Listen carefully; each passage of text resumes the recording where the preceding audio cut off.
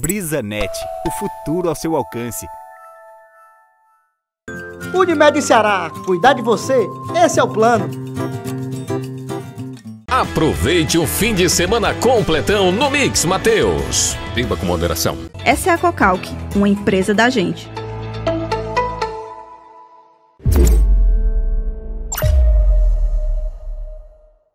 Estamos começando mais um quadro aqui no nosso Ponto de Vista, o seu Café no Ponto, nesta sexta-feira. E essa imagem tem tudo a ver com o Fausto Nilo. Eu estou falando de um rádio, porque a história do Fausto Nilo, a vida do Fausto Nilo se confunde com o rádio por conta das suas canções, a sua poesia, a poesia das suas letras e das suas canções que permeia a vida e a trajetória de muita gente até hoje. E é com esse misto de homenagem, saudade, sensibilidade, saudade da figura importante de Fausto Nilo, mas saudade no bom sentido, no sentido de tê-lo perto, no sentido de estar próximo de Quixeramobim, saudade de ouvir as suas músicas e, claro, de homenageá-lo pelos seus 80 anos. Vamos ouvir um pouquinho? Vou ligar o rádio e a gente vai escutar Fausto Nilo.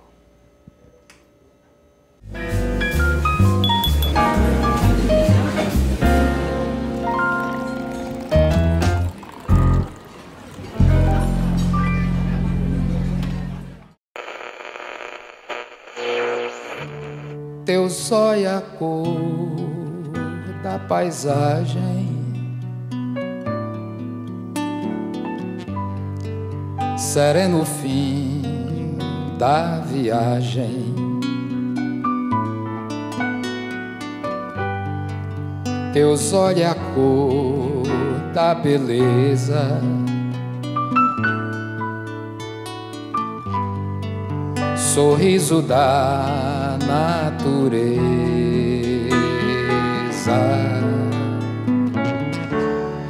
Azul de prata, meu litoral.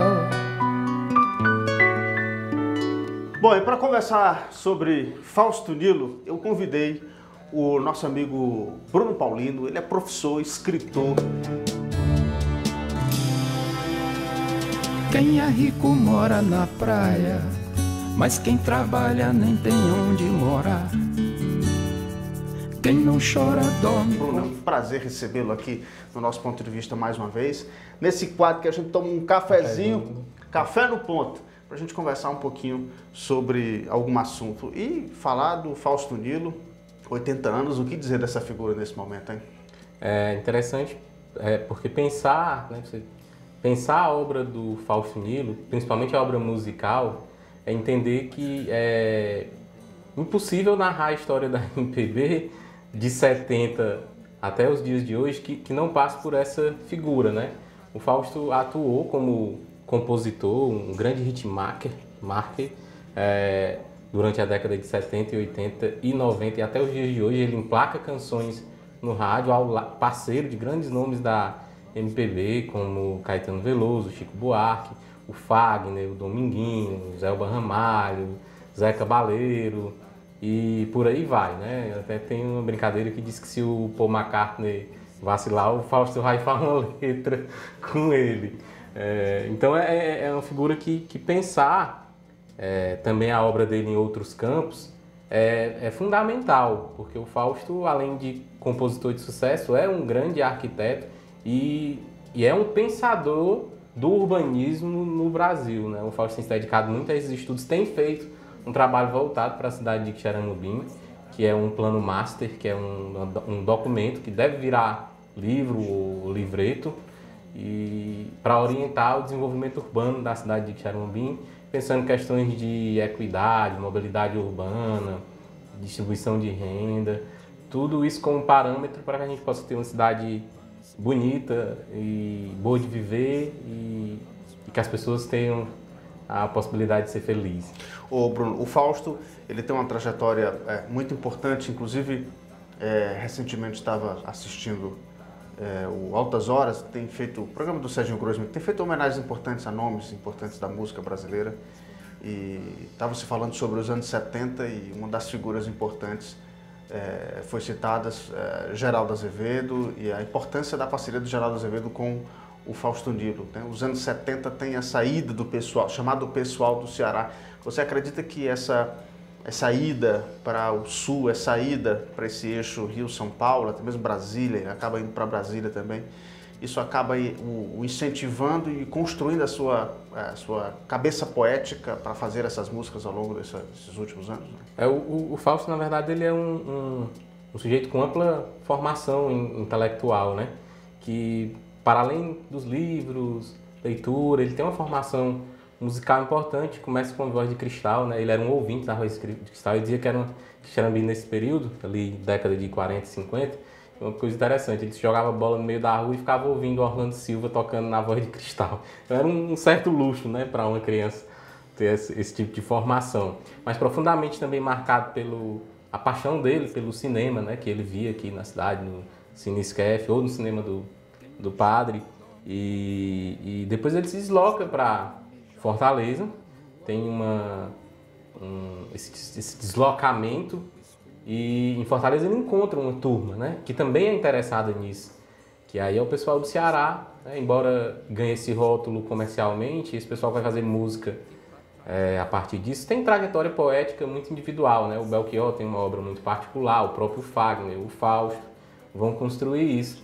E aí o Fausto, eu acho que ele vai ter um destaque porque é justamente a relação dele com muitos parceiros, com muitos cantores, ele ser esse letrista, dá uma variedade muito grande. Ele vai fazer desde canções que vão embalar o ciclo carnavalesco a canções românticas, a canções de crítica social, a dialogar com artistas muito diversos. Ele está fazendo música para o Moraes Moreira e ao mesmo tempo está fazendo um disco para Nara Leão, que era a musa da Bossa Nova, entendeu? Então a grande riqueza do trabalho musical do Fausto se dá pela variedade e a qualidade poética disso, né, que vem desse caldo de influências que eu falei, que passa da sua formação como leitor, da sua formação como espectador de cinema, como ouvinte de música e do acadêmico, né? O Fausto foi professor acadêmico também, teve uma militância na vida estudantil e é daí que vem essa cabeça que a gente está falando aqui, né? É interessante a gente perceber como que Xaramubim também está muito presente nessa vida, dessa construção poética, dessa construção acadêmica, mas também dessa construção do pensar urbanístico, né?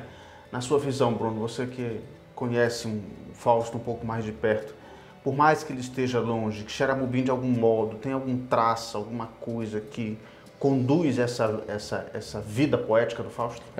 Recentemente ele deu uma entrevista para um caderno especial do Jornal O Povo, eu até tive a oportunidade de escrever um texto sobre ele, para esse caderno, e ele na entrevista ele disse que talvez um dos trabalhos mais importantes que ele da vida dele seria o que ele estava fazendo agora, que era justamente pensar esse plano master para a cidade de Xaramubim, né? O plano master, traduzindo aqui, seria uma espécie de plano que vai orientar o plano diretor. Então ele está pensando realmente a cidade e seus conflitos, né?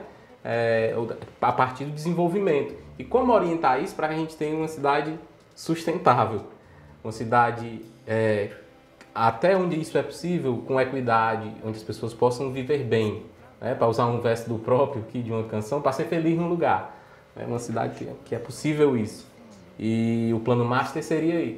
Então, pensando a partir do plano master e desse depoimento que ele deu, é claro que tem uma importância muito grande na vida dele, né? De dizer que talvez esse seja um dos seus trabalhos mais importantes. E claro que a Xaramubim também vai perpassar durante a sua construção e obra poética. Mas é importante lembrar que o Fausto é um homem, é um cidadão do mundo, né, também. Ele tem outras cidades em sua vida e que Xaramubim talvez seja de fato aquela poética de uma certa construção idílica, onírica, do sonho, da poesia, da infância, que a gente sabe que a poesia está profundamente marcada com a nossa infância. Uhum. Então é esse lugar também, eu acho, de sonho que ele vai construir em canções como Dorothy Lamour, que é uma musa que ele via aqui no cinema, como Marinheiras, que é um lugar que ele frequentou na infância e ia matar passarinho. Casa Tudo Azul. E diz poeticamente que não matava passarinho, como Casa Tudo Azul, que é a casa que ele que ele morou aqui, que é a casa do Antônio Conselheiro também. Eu tenho uma confidência, a primeira vez que eu entrevistei o Fausto nos fundos da casa dele, aqui na Dom Quintino. Ele recebeu a gente para o extinto Jornal Sertão. E aí a gente estava falando sobre a Casa Tudo Azul, e foi assim, um primeiro momento que eu tive assim, mais só com ele, que a gente pôde conversar por longas horas. Acho que ainda tem esse arquivo, podia até mostrar. E ele falava sobre como ele compôs a Casa Tudo Azul. Disse que foi uma melodia que o Dominguinhos mandou para ele, que estava guardada, que ele começou a fazer, e ele só percebeu que estava falando sobre a casa depois que tinha feito a letra. É um negócio assim, não se explica, né, Bruno? Como é que baixa um negócio desse assim? Transcende, né? É porque a poesia, ela é isso, né? Ela é inspiração, que é aquela luz que vem, e é trabalho, e de repente ela lhe chama a seguir Porque eu não acredito que a poesia seja só forma, né? Ela é forma também, ela é estética, mas ela é também inspiração. E a inspiração é isso que lhe leva para outro lugar. E naquela canção, essa canção particularmente, é uma letra linda, né? É uma canção de saudade, saudosista, uma melodia linda do Dominguinhos. E você percebe assim, não é qualquer história, não são quaisquer parceiros, né? Nós estamos falando de Zé Cabaleiro, Geraldo Azevedo, nós estamos falando de intérpretes como Gal Costa, Chico Buarque e tantos outros nomes, né? Da música popular brasileira. Ou seja, o Fausto, ele está no meio do que a gente pode entender como o popular da música brasileira, né? São dos nomes como Aldir Blanc, sim, como Michael Sullivan, como tantos outros nomes que fazem parte também por trás das músicas, né? Isso tem um significado, assim, marcante para Quixeramobim também, né? Por ser um filho da terra, né, Bruno? Com certeza, né? Porque o que me chama mais atenção na obra do Fausto é porque é uma obra de muita qualidade poética e, ao mesmo tempo, de muito alcance popular. Ele tem um refinamento na construção das letras que é fruto da sua cabeça intelectualizada, formação acadêmica e etc. Mas ele era um grande ouvinte de rádio do rádio popular. E eu fico pensando que ele conseguiu mesclar isso muito bem, porque ele é um compositor, né, de elite da MPB, mas ao mesmo tempo com canções muito populares, né? Por exemplo, canções como Retrovisor, tem milhares de regravações, cartaz, né? Retrovisor, inclusive, é regravado por cantores populares, como Zezé de Camargo, etc. Romance no Deserto foi gravado pelo Amado Batista, por exemplo, né? Regravado pelo Amado Batista, que é até uma versão de uma música do Bob Dylan, né? Então você fica pensando como música é uma coisa poderosa. Você começa no Bob Dylan e tá no Amado Batista, com a tradução do Fausto no meio. Né? Você fica vendo isso, assim, como... E é esse cara, né, que vai marcar afetivamente as pessoas, né? Porque a canção é uma coisa afetiva, que marca, que lembra, que marca momentos da vida das pessoas, como desde casamento a uma separação, né? As canções marcam. Então ele perpassa o imaginário nacional. E ele não é uma figura assim, que ele mesmo é muito tímido, né? Muito discreto. E ele até fala muito nas entrevistas que ele sempre quis ser um cara dos bastidores ou da coxia, né? Ele vai ficar por trás, não aparecia muito. Mas mesmo assim ele se transformou em uma figura de projeção nacional, né? Projeção nacional. Um dos maiores, eu diria que um dos maiores sucessos mais conhecidos do Fausto é Pedras que Cantam, né? E que tem um simbolismo muito grande, música que foi tema de novela e tantos outros espaços. E poder perceber que essa música faz parte da trajetória da vida de alguém também, sim, isso é um símbolo que marca para além da vida, né, Bruno? Com certeza, né? Eu acho que aí é quando o indivíduo se sente realizado enquanto poeta, enquanto criador de arte. Né? Você tocar as pessoas e marcar a história das pessoas através daquilo que você escreve. Né? E o Fausto também faz isso de outra forma, porque ele também produz espaços, né? Ele planeja espaços, ele planeja cidades, ele pensa as ambientações e ele marca tanto na canção como na arquitetura, né? A paisagem do Dragão do Mar, aquela vista. Eu vou muito à Biblioteca Pública do Estado do Ceará e tem um local que você pode deslumbrar de lá aquelas passarelas do Dragão do Mar. E eu fico olhando aquilo, me lembrando, né, da capacidade dele de pegar a ponte metálica daqui e transferir poeticamente para o Dragão do Mar, né? E ali é um marco na arquitetura do Ceará, aquele espaço. E ele ainda hoje discute muito isso, como a gente se apropria dos espaços públicos, né? Pensando isso.